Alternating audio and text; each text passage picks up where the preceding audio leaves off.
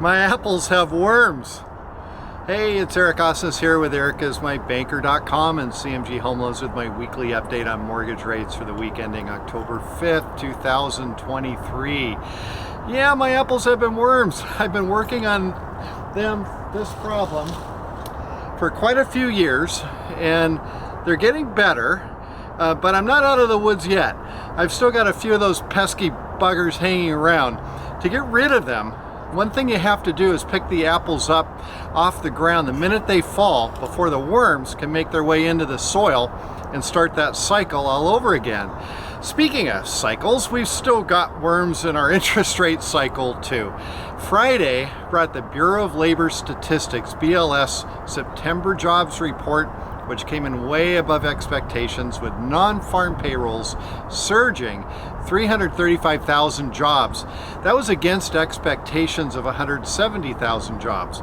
Many of those jobs were in the government sector, with others in leisure and hospitality, healthcare, scientific, technical services, and social assistance. This is a big surprise because earlier in the week, on Wednesday, the ADP jobs report came in only at 170,000 jobs. That was sort of worm-free, almost half the number of the BLS report. The bond market doesn't like surprises, and it acted accordingly. For the week, that pushed interest rates slightly higher. Here are the national averages. Conventional 30-year fixed rate, 7.69%. That's up 0.09 from a week ago. 15-year fixed rate, 7.01%. That's up 0.12. FHA and VA, 7.12%. That's up 0.07. And jumbo 30-year fixed rate, 7.74%. That's up 0.14 from a week ago. Moving on, a plan for student loans. It's official. For the first time in more than 3 years, federal student loan borrowers will have to be required to make their monthly student loan payments starting this month. After several extensions by both the Trump administration and the Biden administration, the pause finally expired after Congress prohibited it from being extended again. In a move to give some relief to homeowners saddled with student debt, Fannie Mae just announced a home refinance program that allows us to pay off student loan debts without having to pay the exorbitant cash-out refinance add-on fee, which has been tacked on to all cash-out refinances since the beginning of the year.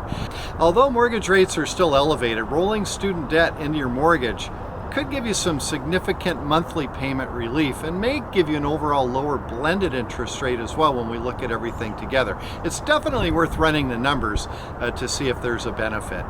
And if you consolidate debts now, you can still take advantage of our rate rebound program. That's a refinance program where after you've made 6 payments on your mortgage and it's the right time to refinance, we will waive all lender fees, plus give you a $1,000 credit towards title and escrow fees. That program lasts for up to 5 years after your loan closes, so you got plenty of time to wait for that perfect interest rate. And that will happen.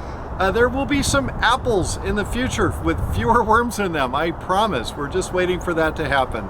Be sure and reach out if I can run some numbers for you, and if I can help with any finance-related questions. You can call me, 206-915-3742. You can email me, eric@ericismybanker.com, or look for me on social media. Just look for Eric is my banker, and be sure to subscribe to my YouTube channel where I've got some educational videos as well as some other cool stuff as well. I hope you have a great weekend. Talk to you next week.